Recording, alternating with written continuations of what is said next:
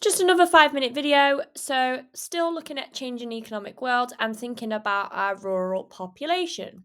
So, let's start with South Cambridgeshire, which obviously is located in the south. It is not too far away from London, which is one of the reasons why there has been an increase in the rural population. So, we're thinking about rural, we're thinking about countryside.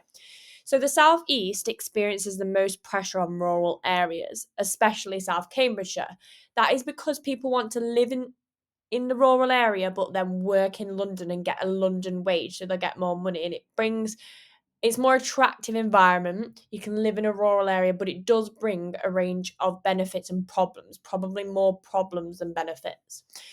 One positive is though that it can create a higher demand for goods and services, so more rural shops, schools, businesses, etc. It will be good for the economy, like the local economy.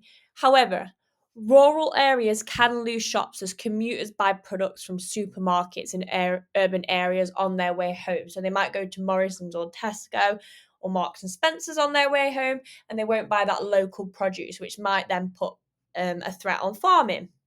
House prices often increase rapidly due to wealthy newcomers, which pushes out the local people.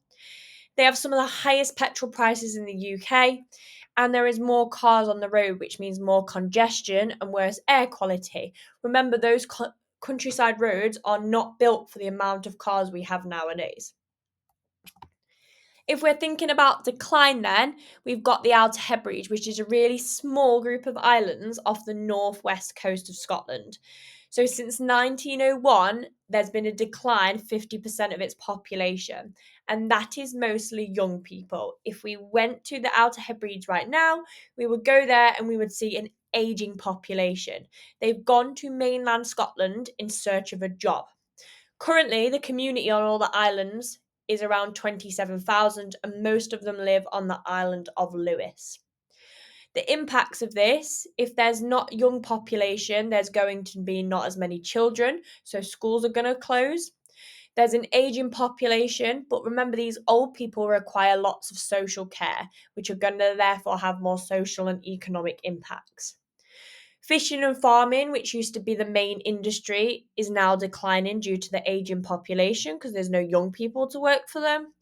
Maintaining transport services such as ferries and other are very costly because not as many people are getting on them. The one thing that is doing well for them is tourism. That is an essential source of income for the Outer Hebrides.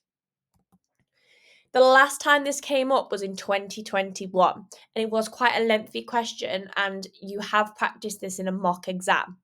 So it said social and economic changes in the UK rural landscape are positive in an area of population growth. So that's South Cambridgeshire.